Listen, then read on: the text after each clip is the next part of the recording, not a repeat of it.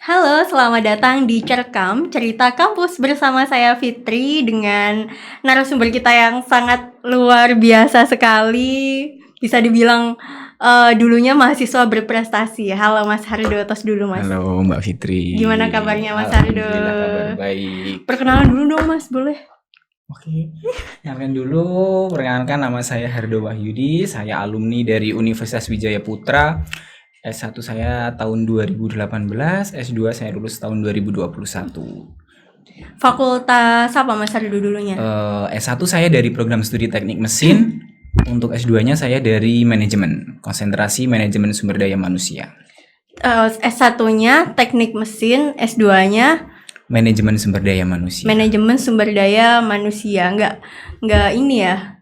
Enggak sama-sama teknik ya S2-nya. Iya, karena kebetulan dulu saya memanfaatkan beasiswa yang diberikan oleh Universitas Wijaya Putra. Apa yang ada di Universitas Wijaya Putra, jurusannya itu yang diambil Ya, gitu. Karena memang S2 jurusan teknik belum ada ya di sini. Belum ada, Bu Fitri. Belum ada. Oke.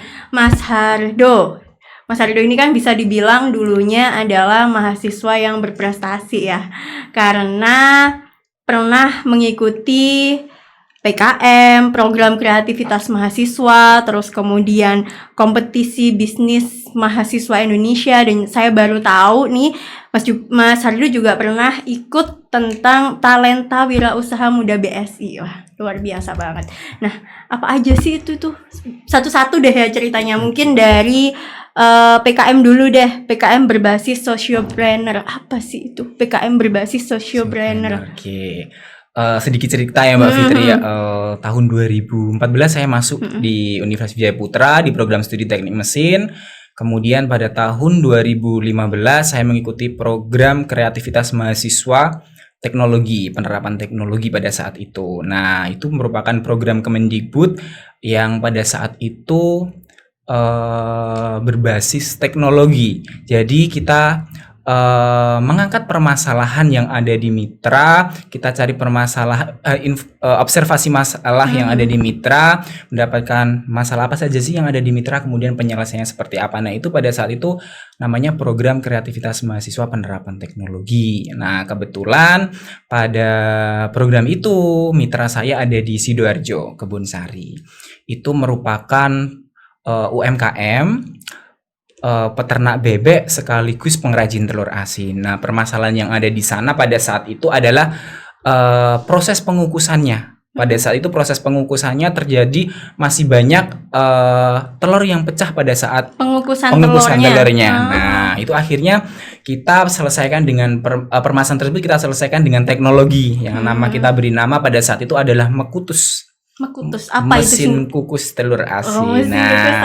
Mesin kukus telur asin itu teknologinya kita sudah menerapkan teknologi otomasi. Jadi di teknologi Mekutus itu sudah ada pengatur suhunya. Ketika telur sudah mencapai kematangan maksimal, berarti nanti suhunya akan menurun seperti itu. Jadi alatnya bikin sendiri ya? Alatnya bikin sendiri. Oke, itu sendiri atau ada kelompok Mas Hardo? Itu kebetulan kita pada saat itu kalau PKM harus berkelompok. Jadi kelompok saya tadi dulu terdiri dari saya dari teknik mesin, teman saya dari teknik industri, dan yang 3 itu dari program studi akuntansi. Oh, berarti nggak harus satu fakultas ya? Memang direkomendasikan untuk multidisiplin ilmu, karena permasalahan yang ada di situ kan bukan hanya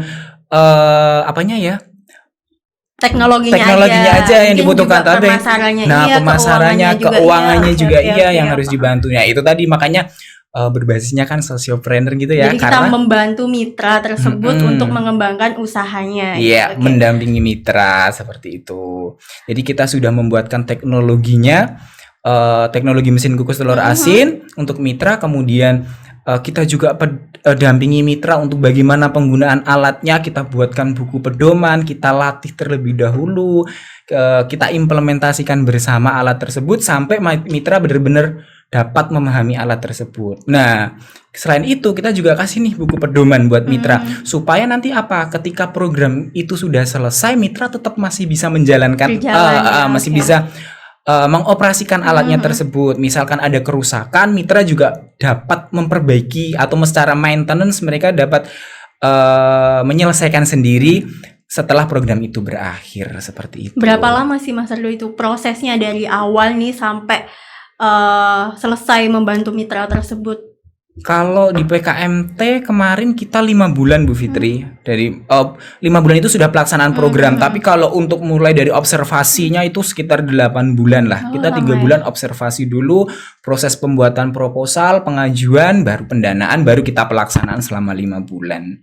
Seperti itu. Sampai sekarang berarti masih jalan ya mesinnya itu? Sekarang mesinnya masih jalan, masih digunakan oleh mitra. Oke, keren sekali sih. Terus yang kedua nih ada KBMI berbasis Sociopreneur, kompetisi bisnis mahasiswa Indonesia, apa lagi tuh? Bedanya apa sih dengan PKM Sociopreneur itu tadi? Kalau PKM yang tadi itu kan program kreativitas mahasiswa. Kalau yang KBMI adalah kompetisi bisnis mahasiswa Indonesia, ini berhubungan dengan ya bisnisnya mahasiswa kayak gitu. Sebenarnya sebelum ke KBMI pada saat itu kita ada juga PKMPM dulu. PKMT juga penerapan teknologi tapi untuk mesin alat pengering kerupuk kupang. Nah, mitranya juga ada di Sidoarjo, itu alat untuk pengeringan kerupuk. Berarti itu PKMT terus dilanjutkan PKMT berulang karena PKMT tahun 2015 terus 2018 PKMT lagi seperti itu. Kalau yang PKMT 2015 itu kan yang sampai di BIMNAS di Bogor itu Mbak Fitri kayak gitu. Nah, yang kompetisinya ini gimana prosesnya? Proses yang kompetisi bisnis. Kompetisi bisnisnya. Ya kalau yang kompetisi bisnis ini kompetisi bisnis yang pertama yang saya ikuti yang pertama itu tahun 2019 itu tentang dodolan ingsun. Jadi apa itu dodolan ingsun? Nah, jadi mitra saya yang ada di PKMT tahun 2016 itu kan 2015 itu kan mengolah pengrajin telur asin. Kemudian yang mitra PKM 2018 itu yang kerupuk kupang. Nah, akhirnya sudah ada alat nih kita buatkan, kemudian alatnya sudah berjalan, ternyata produksinya meningkat. Nah, akhirnya kita bantu mitra untuk memasarkan. Seperti itu akhirnya kita rebranding dengan nama Dodolan Ingsun. Dodolan Ingsun itu terdiri produknya dari telur asin sama kerupuk kupang. Oke, itu sama-sama bikin proposal juga gitu, pengajuan juga. Sama, tetap dia Pak. Ada kelompoknya juga. Iya, tetap kita ada tim. Kita bekerjanya secara tim. Kemudian kita ajukan proposal terlebih dahulu, baru kita dapat pendanaan. Pada tahun 2019 kita dapat pendanaan 10 juta dari Kemendikbud. Dodolan Ingsun. Itu dipasarkan secara online juga nggak sih Mas? Iya, kita jualkan secara online juga, ada di Shopee kayak gitu juga ada. Didaftarkan merek juga enggak? Kalau untuk daftar mereknya belum, tapi kalau untuk NIB, legalitas NIB, kemudian itunya izinnya ya? Izin usahanya sudah. Izin usahanya udah. Oke, keren sih, keren sekali. Dan itu sampai dengan saat ini masih jalan? Saat ini Dodolan Ingsun berjalan dan dikelola oleh teman saya Mbak Nur Aini Azia, dan kebetulan beliau juga satu alumni juga ya. Kita dulu satu tim, kemudian dijalankan sama Mbak Aini sekarang kayak gitu. Fakultas apa Mbak Aini dulu? Mbak Aini S1-nya dari program studi akuntansi, S2-nya manajemen juga. Sama berarti ya. Iya, betul. Oke, itu dulunya dipasarin kemana aja Mas sebelum online? Sebelum online kita pemasarannya kita ada di koperasi WP pasti ya. Kemudian yang kedua kita juga ada pemasaran sampai ke Jambi, sampai ke luar provinsi juga untuk pemasarannya dulu. Sampai ke luar pulau bahkan ya. Pulau, iya betul. Keren. Saya juga belum pernah sih makan yang namanya keripik, apa namanya tadi? Kerupuk kupang. Kerupuk kupang. Iya. Sama ada botok telur asinnya sih sebenarnya. Botok telur asin. Jadi telur yang asin botok itu kan yang dari daun pisang itu kan, dicampur sama tahu itu biasanya dalamnya. Tapi kalau untuk yang telur asin, isinya telur asin. Nah, isinya telur asin gitu. Karena itu diambil dari telur-telur yang retak pada saat proses pemasakan gitu. Berarti Dodolan Ingsun ini ya selain jualan telur asinnya, itu jualan olahan telur asinnya juga. Telur asinnya. Wih, keren. Itu ngambilnya ya dari mitra tersebut ya. Mitra tersebut. Cuman dimerekinya pakai merek yang kita punya gitu. Iya, Dodo dan Ings. Oke, gimana perkembangannya Mas? Gimana menurut orang-orang yang dibantu itu mitra-mitranya? Kalau menurut mitra yang dibantu ya mereka Seneng terbantu ya, seneng ya Mm-mm. Mbak Fitri karena programnya kan juga cukup lama 5 bulan jadi kita bisa mendampingi selain kita ada teknologinya kita mendampingi bagaimana akuntansi keuangannya, kemudian bagaimana ngajarin ya, pemasarannya juga kayak gitu. ngajarin bagaimana cara mengatur keuangannya, Keuangan. laporan Ya, keuangannya gitu ya. benar. Laporan Akuntansi sederhana Akuntansi. untuk mitra kan ya biar lebih mudah. Oke, keren sekali Mas Ardo. Terus kok bisa masuk ke Talenta Wira Usaha Muda BSI? Itu juga waktu masih kuliah juga yang Talenta Wira Usaha Muda Kalau BSI. Talenta Wirausaha BSI itu saat saya juga kebetulan sudah lulus alumni kemarin. Tapi pada saat tahun saya berapa ini? tahun 2023. Oh, baru Iya, banget baru berarti ya. banget. Oke. Itu juga merupakan program dari KBMI juga, Kompetisi Bisnis Mahasiswa Indonesia pada saat teman-teman mahasiswa tahun 2020. Saya kolaborasi dengan teman-teman mahasiswa tahun 2020 membangun bisnis bimbingan belajar yang namanya Enggon Sinauku. Itu dengan sosiopreneur juga kita Enggon Sinau. mengajak teman-teman tutor yang dari mahasiswa dan lulusan dari perguruan tinggi. Enggon Sinau ini termasuk dulunya ikut KBMI nggak Mas? Ikut KBMI, pendanaan KBMI. KBMI tahun 2020 dengan besar pendanaan 14.500.000. Berarti Mas Hardo ini mengikuti KBMI 2 kali ya? Iya. Yang pertama KBMI itu kerupuk 2019 Kupang ya. sama Enggon Sinau Enggon ini. Sinauku. Oke. Itu dengan kolaborasi dengan teman-teman mahasiswa itu. Gimana kok bisa kepikiran membuat Enggon Sinau gitu? Oke. Kalau kepikiran kenapa buat Enggon Sinauku sebenarnya ini sih berawal dari awal dulu pada saat saya kuliah. Saya juga ngajar di beberapa lembaga bimbingan belajar, kemudian melihat perkembangan pendidikan yang saat ini semakin pesat, khususnya di masa pandemi pada saat itu ya Mbak Fitri. Itu yang mendorong kita untuk supaya mahasiswa-siswa ini mendapatkan pendidikan yang layak. Nah, apalagi sekarang perkembangan kurikulum yang semakin kurikulum merdeka ya, yang seperti kita beda dengan zaman kita sekolah dulu kan. Mereka dulu kalau apalagi kebetulan banyak siswa kami itu adalah siswa-siswa yang bapak ibunya itu semuanya bekerja. Nah, anaknya jadi nggak mungkin belajar di rumah gitu ya, atau belajar di rumah pun nggak ada yang mengawasi, nggak ada yang mengarahkan. Anak-anaknya dititipkan ke neneknya, ke kakeknya, yang secara tahu kita perkembangan pendidikan zaman dulu sama sekarang beda gitu ya, Bu Fitri ya. Mbak Aheta. Oh ya, Mbak. Oke, karena kan heran ya, yang awalnya tadi itu membantu mitra-mitra yang produksi telur asin, terus kemudian kerupuk Kupang bisa beralih ke Enggon Sinau. Jadi Enggon Sinau ini merekrut mahasiswa dan lulusan perguruan tinggi. Tutornya itu mahasiswa. Masih mahasiswa atau gimana? Tutor-tutornya ada yang mahasiswa, tapi kita minimal ada standar mahasiswa minimal semester 4 sih Mbak Fitri. Kalau untuk jadi tutor di bimbel Enggon Sinauku. Kemudian kalau yang tutor yang lain yang sudah lulus S1 ada, yang lulusan S2 ada, yang lulusan S3 juga ada. Keren sih. Jadi nggak hanya membantu lingkungan sekitar, anak-anak di lingkungan sekitar itu untuk mendapatkan pendidikan, tetapi juga memberikan peluang pekerjaan atau penghasilan kepada mahasiswa-mahasiswa yang masih kuliah ya. Iya.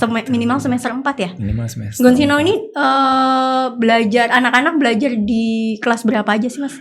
Yang belajar di Enggon Sinau ini? Yang belajar di Enggon Sinauku kita targetnya mulai dari anak-anak PAUD sih sebenarnya, karena kita punya ya tutor yang khusus untuk anak PAUD, terus untuk anak SD sendiri, kemudian anak SMP, SMA, kemudian ada yang umum juga ada kayak gitu. Jadi memang kita ada spesifikasi masing-masing untuk tutor-tutor pengampu di jenjang pendidikan. Itu privat atau datang ke tempatnya Mas Ardo? Ada beberapa yang itu privat ke rumah, jadi kita tutornya datang ke rumahnya siswa, kemudian ada siswa yang datang ke tempat bimbingan belajar kami kayak gitu, sistemnya kayak gitu. Sampai sekarang masih Berjalan Masih sampai berjalan. makanya kemarin kita ikutkan di program Talenta Wirausaha Muda BSI. Nah, itu program apa yang didapat BSI. dari Talenta Wirausaha Muda Wah, BSI? banyak banget nih kalau ngomong apa yang didapat dari Talenta Wirausaha BSI ya, karena memang satu pendaftarnya pada saat itu adalah 8.300 sekian. Ada tesnya Kemudian juga. kita waktu itu masih seleksi bisnis, kita kayak ngisi-ngisi form kayak gitu Mbak Fitri. Kemudian dipilih 1.000 terbaik. 1.000 terbaik itu dari 4 kategori, dan dari masing-masing kategori dipilih 250 terbaik. Nah, 250 terbaik itu kita mendapatkan bootcamp. Kayak gitu. Kita mendapatkan bootcamp selama 3 hari. Nah, selama 3 hari kita banyak mulai dari Itu offline apa online? online. Oke. Kalau itu kita online, kemudian kita mendapatkan tentang bagaimana kita memasarkan produk, inovasi produk, dan tentang finance dan lain sebagainya. Itu yang dibekali oleh BSI, dan kita harus mengunggah proposal untuk di Talenta Wirausaha BSI dan terpilih sebagai 30 peserta terbaik Talenta Wirausaha Muda BSI 2023. Keren banget sih Mas Hardo sih. Saya pengen belajar jadinya sama Mas Hardo ini terkait tentang bisnis. Kayaknya kok mahir banget gitu ya. Kita masih sama-sama belajar. Sama-sama belajar. Oke Mas Hardo, nggak kerasa ini udah diingetin sama teman-teman. Terakhir nih closing statement, kesan pesan, terus kemudian teman-teman yang nonton kita nantinya podcast kita apa sih?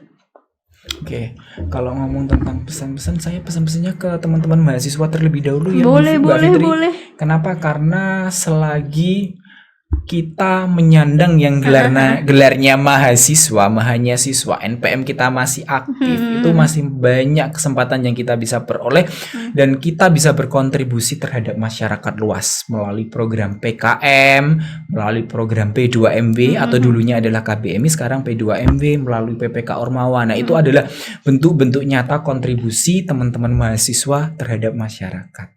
Caranya gimana buat dapetin PKM, buat ikut PKM tersebut? Nah, kalau untuk buat PKM tersebut biasanya di masing-masing perguruan tinggi ada biro yang mendampingi itu ya Bu Fitri, yang mengelola program tersebut. Kalau yang ada di UWP dulu namanya Biro Pengembangan Karir, Penalaran dan Kewirausahaan Mahasiswa. Bisa datang ke sana ya untuk mencari informasi. Bisa datang ke sana.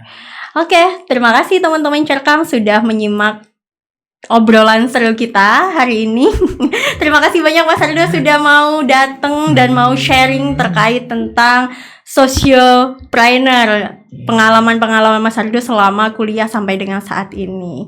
Bye-bye, kapan-kapan lagi.